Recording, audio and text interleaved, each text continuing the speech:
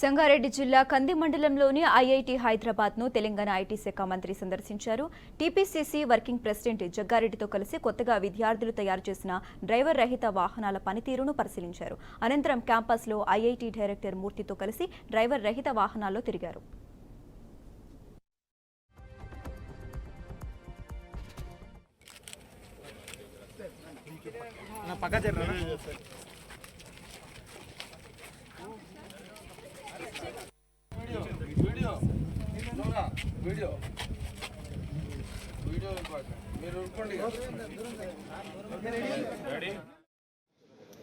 ఈ tea hand సంబంధించి అదేవిధంగా సెంట్రల్ గవర్నమెంట్ స్పాన్సర్షిప్తో ఈరోజు ఆటోనామస్ క్యాంపస్ షటిల్కి సంబంధించి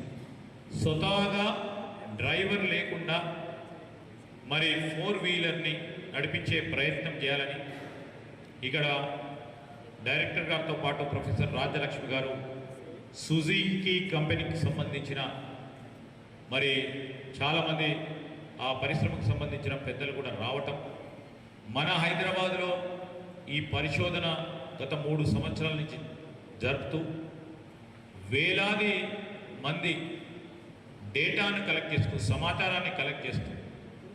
ఈరోజు మన గ్రామీణ ప్రాంతాల్లో సంబంధించిన రోడ్ వ్యవస్థ నెట్వర్క్, రోడ్డు మీద నడుస్తూ ఉన్నప్పుడు అక్కడ ఏర్పడే డ్రైవర్కి ఏర్పడే సమస్యలు ఏ విధంగా నడిపే ప్రయత్నం చేయాలి,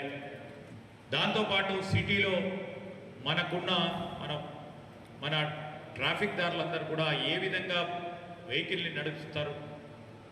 ఏ విధమైన ఇష్యూస్ వస్తాయి ఈ ఆటోనామస్ వెహికల్కి సంబంధించి